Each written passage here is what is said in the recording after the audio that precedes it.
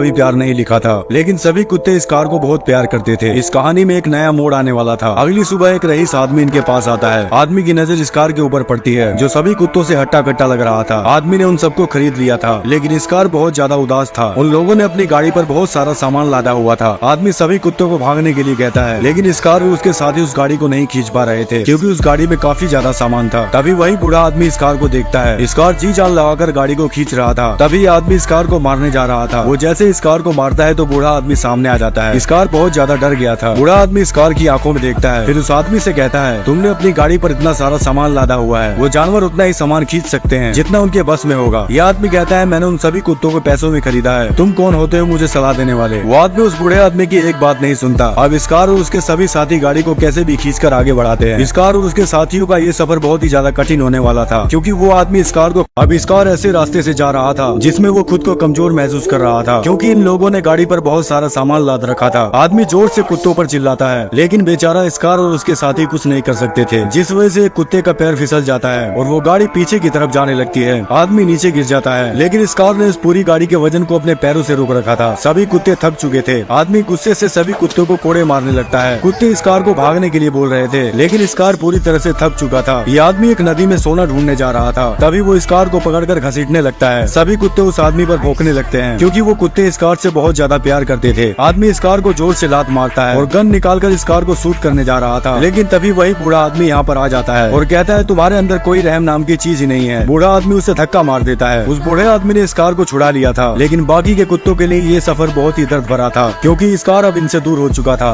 उस गाड़ी को वो कुत्ते खींच कर ले जा रहे थे और ये बूढ़ा आदमी इस कार को अपने साथ लेकर चला जाता है। इस कार को पूरे 2 दिन बीत चुके थे, उसे अभी भी हो। अब इन कुत्तों का लीडर इस कार इनसे दूर हो चुका था। अब से इनको अकेले ही सफर को पूरा करना होगा। बूढ़ा आदमी इस कार को अपने साथ लेकर चला जाता है। इस कार को पूरे 2 दिन हो चुके थे, उसे होश नहीं आ रहा था, लेकिन तीसरे दिन इस कार को होश आता है। उसने देखा वो अपने दोस्तों के साथ नहीं था। इस कार घर से बाहर निकलकर अपने दोस्तों को ढूंढने लगता है। बूढ़ा आदमी बताता है, तुम्हारे दोस्त लौटकर वापस नहीं आएंगे। अब से तुम्हारा ना कोई दोस्त है और ना ही कोई मालिक। अब बूढ़ा आदमी बार में ड्रिंक करने आता है। बाहर इस कार भी आ चुका था। इस कार बूढ़े आदमी को बाहर से देख रहा था। तभी वही आदमी अंदर आकर बूढ़े आदमी को मारने लगता है। ये वही आदमी था जिसने इस कार को गधे की तरह इस्तेमाल किया था। तभी इस कार खिड़की तोड़कर उस आदमी को दबोच लेता है। इस कार जानता था कि ये वही आदमी है। बूढ़ा आदमी इस कार को शांत रहने को कहता है। तभी होटल का मालिक उस आदमी के पास गन देख लेता है और उसे होटल से बाहर कर दिया जाता है। अब रात के समय आदमी ड्रिंक कर रहा था, लेकिन इस कार को ये सब बिल्कुल भी अच्छा नहीं लग रहा था, जिस वजह से इस कार बोतल को उठाकर बाहर फेंक देता है। आदमी इस कार को बताता है, आज मेरा बेटा जिंदा होता तो वो भी तुम्हारी तरह ही करता जो तुमने आज ये सब किया। अब अगली सुबह आदमी एक नक्शा निकालता है। ये नक्शा उसी सोने वाली नदी का था।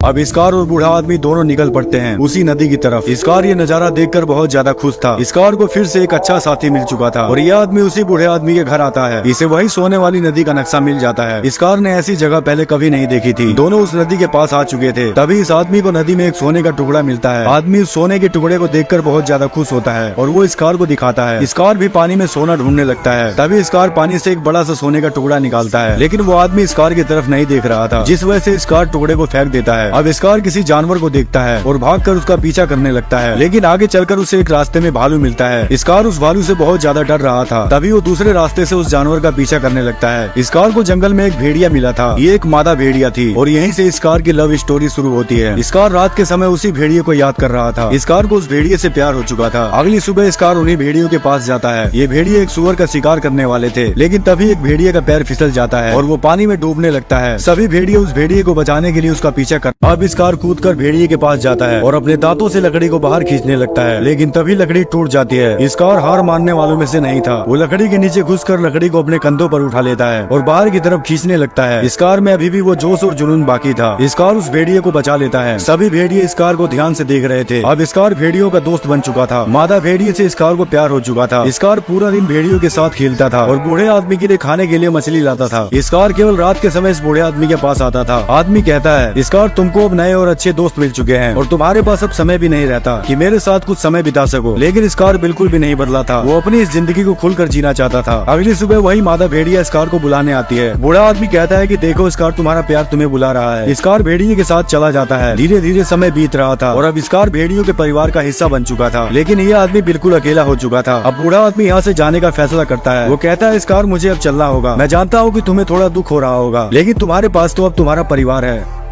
अब स्कार बहुत ज्यादा उदास था क्योंकि अगली सुबह ये बूढ़ा आदमी यहाँ से चला जाएगा। स्कार यहाँ से चला जाता है और उसी मादा भेड़िया से मिलता है। स्कार आज की रात इसी के साथ बिताने वाला था और यहाँ बूढ़े आदमी को कोई आवाज सुनाई देती है। ये देखने के लिए बाहर जाता है, तभी कोई गोली चलाता है जिससे लालटेन गिरकर टूट जाती है। स्कार ने गोली की आवाज को सुन लिया था। बूढ़े आदमी के घर में आग लग गई थी। यहाँ वही आदमी आ चुका था। बूढ़ा आदमी धीरे से दरवाजे को बंद करता है और उसकी बंदूक को पकड़ लेता है। दोनों लड़ते हुए बाहर जाते हैं, लेकिन वो आदमी बूढ़े आदमी को शूट कर देता है। बूढ़ा आदमी अब कुछ भी नहीं कर सकता था। वो आदमी इस बूढ़े आदमी से सोना मांगता है। बूढ़ा आदमी अपनी जेब से सोना निकाल कर उसे दे देता है, लेकिन फिर भी ये बूढ़े आदमी को मारने जा रहा था। तभी स्कार दहाड़ता हुआ उस आदमी की बंदूक पर कूद जाता है। स्कार को एक मौका मिल गया था अपना बदला लेने का, लेकिन वो आदमी अपने हाथ में एक डंडा उठा लेता है। स्कार उस डंडे को देखकर बहुत ज्यादा डर रहा था क्योंकि स्कार ने ऐसे ही डंडे से पहले मार खाई थी। वो आदमी जैसे ही स्कार पर हमला करता है, स्कार अपने दांतों से डंडे को पकड़ लेता है और डंडा खींचकर उस आदमी को अपनी पीठ पर उठाकर आग में फेंक देता है। इस तरह से स्कार अपना बदला ले लेता है। स्कार का ये एक और आखिरी नेक काम था। ये दोनों बीती हुई बातों को अब स्कार उछलकर आदमी की बंदूक पर कूद जाता है और उसे अपने कंधे पर उठाकर जलते हुए घर के अंदर फेंक देता है। इस तरह स्कार अपना बदला ले लेता है। स्कार ने इस बूढ़े आदमी की जान को बचा लिया था। आखिरी समय में एक और नेक काम किया था। बूढ़ा आदमी कहता है, स्कार शायद इस दुनिया में तुम्हारे जैसा डॉग कोई नहीं होगा। दोनों अपनी पुरानी बातों को याद करने लगते हैं और बूढ़ा आदमी इस दुनिया को छोड़कर चला जाता है। अगली सुबह स्कार बहुत ज्यादा दुखी था क्योंकि ये उसी बूढ़े आदमी को याद कर रहा था। तभी इसके पास वही मादा भेड़िया आती है। अब केवल भेड़िया ही थी जो इसके साथ थी क्योंकि स्कार अब एक नई दुनिया बसाने जा रहा था। अब कई साल बीत जाते हैं, बहुत सारे भेड़ियों को दिखाया जाता है और इन सभी भेड़ियों का लीडर था स्कार, जिसके अब 2 बच्चे भी थे। ये बच्चे उसी मादा भेड़िया के थे। स्कार लीडर के साथ साथ एक अच्छा पिता भी बन चुका था। स्कार को परिवार के साथ साथ समाज भी मिला था। अब स्कार अपने झुंड के साथ उसी भालू के पास जाता है जो भालू इसे हमेशा डराया करता था, लेकिन आज स्कार दहाड़ कर उसे भगा देता है। वाकई में स्कार के अंदर हर चीज में ढलने का हुनर था। तभी स्कार उसी बूढ़े के जले हुए घर को देखने लगता है और फिर इसे वही काला भेड़िया दिखाई देता है जो भेड़िया हमेशा स्कार को दिखाई दिया करता था। और ये स्टोरी है